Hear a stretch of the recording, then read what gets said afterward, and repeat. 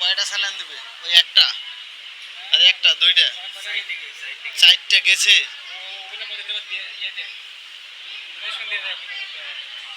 চারটা গেছে, একটা পাঁচটা, এটাতে ছয়টা, এটা তো দুইটা।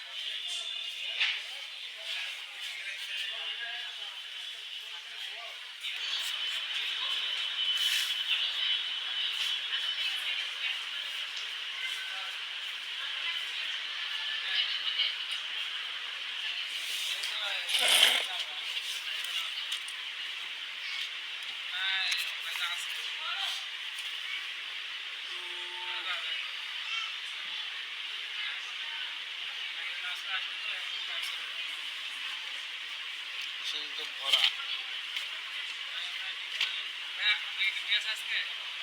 না, কালকে সকালে আছে।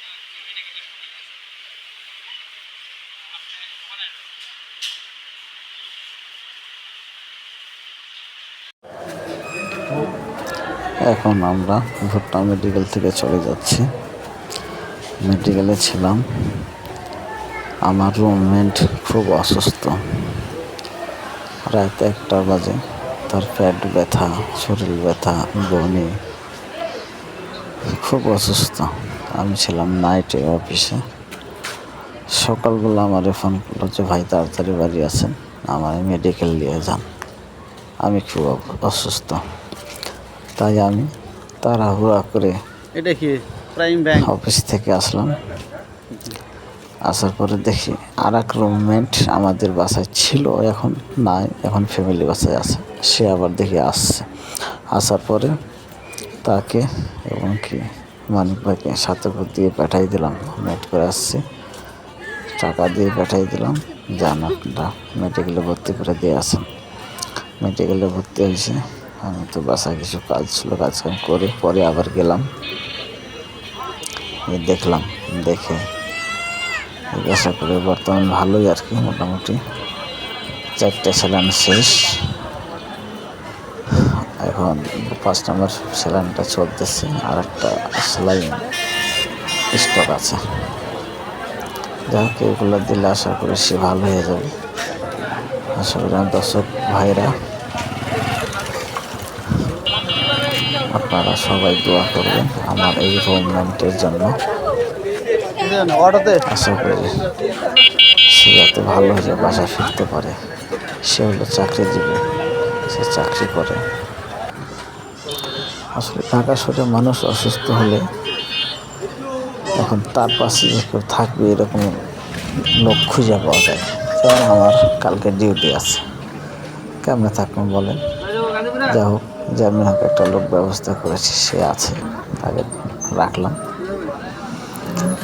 ঢাকা শহরে একজন অসুস্থ হলে তার পাশে থাকাটা কঠিন হয়ে যাবে। চাকরি বাঁচাবো না তার কাছে থাকবো, কঠিন হয়ে যাবে। মিস্ত্রি ফোন দিয়েছিলাম যাওয়ার কথা, তার গেল না তো। থেকে বাড়িতে যারা কৃষিকাজ করে ততক্ষণ ভালো। আবার ফোন দেবো। কেউ যদি মেডিকেলে থাকে তার পিছনে সময় দেওয়ার মতো লোক অনেক, সে সময় দিতে পারবে, আনলিমিটেড থাকতে পারবে। কিন্তু ঢাকা শহরে এটা বুদ্ধি খাটে না।